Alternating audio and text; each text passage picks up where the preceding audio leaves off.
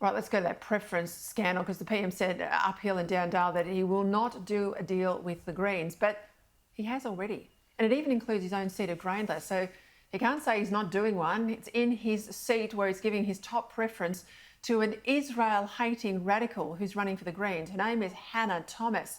The PM was asked about this morning and decided it was the Australian newspapers' fault for publishing the information. Why is the Australian determined to give the Greens such profile? It's rather strange, I've got to say. I wouldn't have been able to tell you if you'd have asked me who the candidate was. Last time out in this seat, I won on primaries. That's the way the system works. I got more than 50% of the vote. I look forward to people voting number one for me and then filling in all the numbers just as they do to make sure it's a formal vote. And I don't intend to promote the name or the candidate of the Greens Party candidate, and I'm surprised that the Australian are determined to promote them. Mock insouciance, I'd say that, because, you know, I don't know the name, I don't care who they are, but they're so good and I don't care enough. Yeah. I'm going to give them my number two preferences. It is literally on his how to vote cards. So he cannot use that excuse, but it is classic Albanese to deflect like that and somehow put the blame onto a reporter asking the question like it's their fault that he's found himself in a situation where he's even being questioned about it. I'm sorry, but this is a person who not only apparently represents everything that Albanese has been talking about, the extremist Greens for the past year or two, but also stood at an anti-Israel protest holding an F Labor sign with fake blood on it. And he is who this is who he is directing voters to put second. It is absolutely appalling. So he's already done this deal clearly, and it's not just him, it's the entire Labor Party, save Josh Burns, who's running on an open ticket. So 149 out of 150.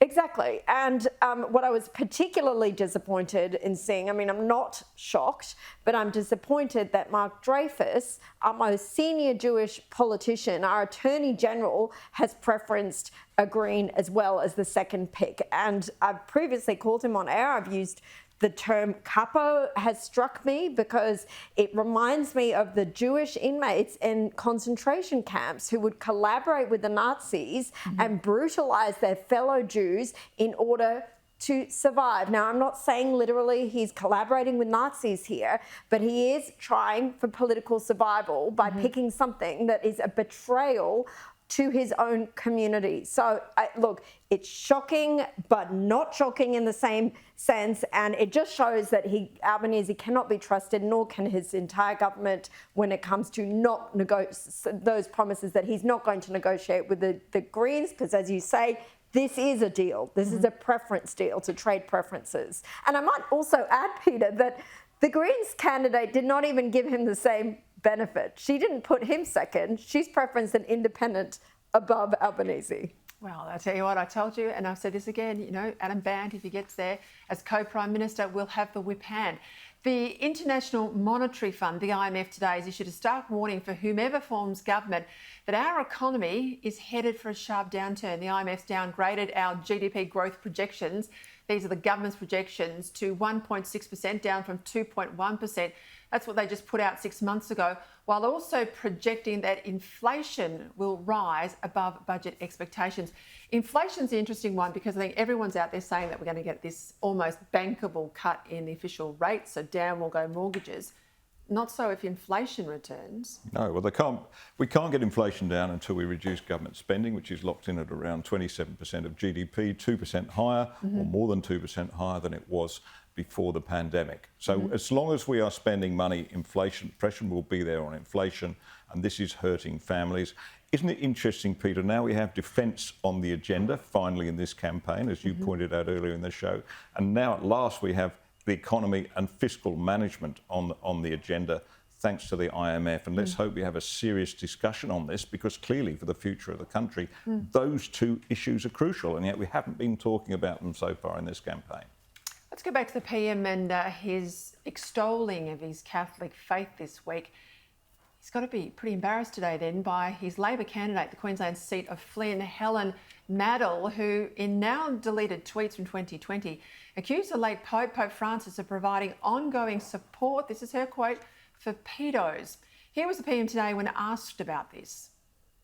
She made a mistake. That shouldn't have happened. And people, if they go back through their history in social media, I'm sure there's lots of people who've made things they regret. She has said she regrets it, and that's entirely appropriate. I've said this before, Caroline, and it makes, I guess, your point there about Jewish Labor MPs powerful as well. Religion for the hard left is a veneer. It gets dragged out in election campaigns. The Prime Minister's using it now.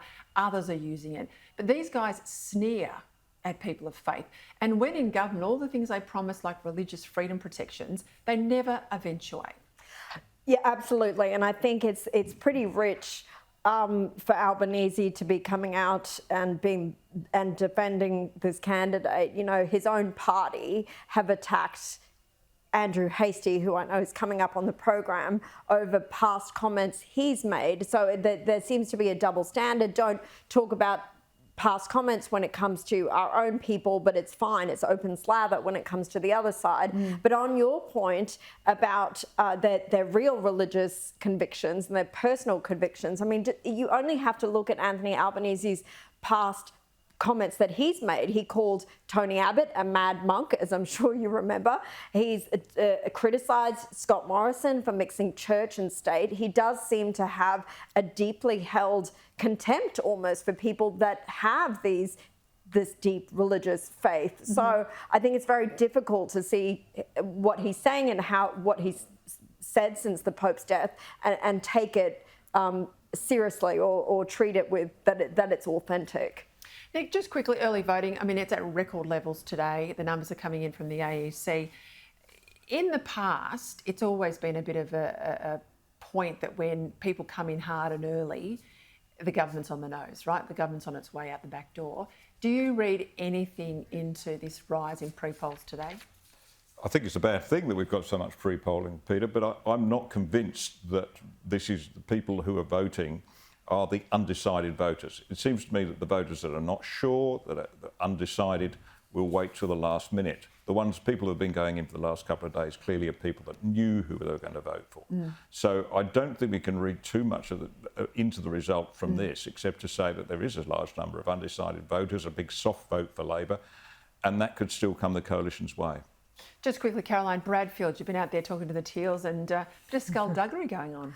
Well, look, the candidate there, Nicolette Buller, she's had a very interesting few weeks. First, there was the hairdresser scandal where it emerged that she'd been banned from her local hairdresser after she made inappropriate sexual comments to a 19-year-old apprentice. And then I revealed yesterday that she had made these anti-Semitic comments on her social media page. She's blamed those comments on a volunteer.